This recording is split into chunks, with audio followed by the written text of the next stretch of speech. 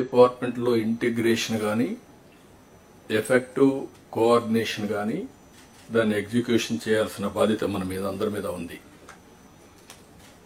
Once in 3 months collectors conference పెట్టుకుంటున్నాం.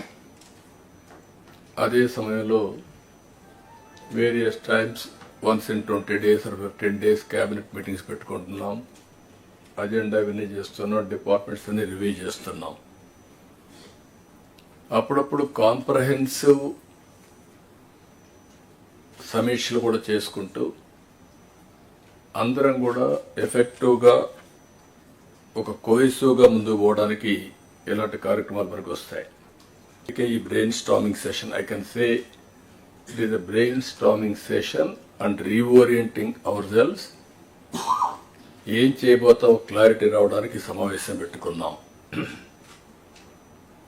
8 నెలలుగా ఎగ్జాక్ట్గా నేను ఎవ్రీ అవర్ క్యాలిక్యులేట్ చేసుకుంటున్నాను.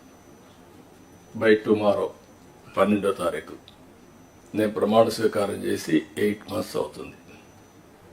కొత్త గవర్నమెంట్ వచ్చి 8 months అవుతుంది. ఇచ్చిన తీర్పు కూడా మీరు చూస్తే ఒక హిస్టారికల్ మ్యాండేట్ ఇచ్చారు. ఇటీవల కాలంలో ఎప్పుడు కూడా ఇలాంటి మ్యాండేట్ రాలేదు. 93% స్ట్రైక్ రేట్. 93% స్ట్రైక్ రేట్ వచ్చిందంటే ఇక్కడుండే all of us including secretaries గడిచిన 5 సంవత్సరాల పరిపాలన ప్రజలు యాక్సెప్ట్ చేయలేదు. అందుకనే టోటల్గా రిజెక్ట్ చేసి మళ్ళీ ఒక న్యూ హోప్స్ పెట్టుకొని ముందుకు వచ్చే పరిస్థితికి వచ్చారు. అయితే డిఫరెంట్ టైమ్స్ డిఫరెంట్ ఛాలెంజెస్ ఉన్నాయి, కానీ ఇన్ని ఛాలెంజెస్ ఎప్పుడూ రాలేదు.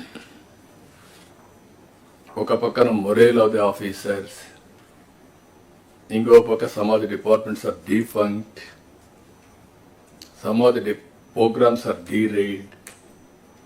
గవర్నమెంట్ ఆఫ్ ఇండియా నుంచి మనం గుర్తుపెట్టుకోవాల్సింది ఎప్పుడు కూడా సెంటర్ స్టేట్ రెండు కూడా 3 గవర్నమెంట్లు ఉంటాయి. Local self government, state government, central government.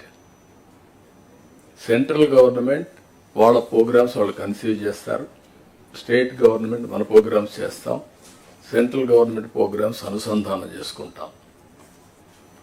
దగ్గర 90 సెంట్రలీ స్పాన్సర్ స్కీమ్స్ ఉంటే టోటల్గా అన్నీ కూడా డిఫంక్ట్ అయిపోయినాయి. ఫండ్స్ డైవర్ట్ చేసే పరిస్థితికి వచ్చారు. వీటన్నింటిపైన మనం ఒక 7 వైట్ పేపర్స్ అన్ని పబ్లిసైజ్ చేశాం.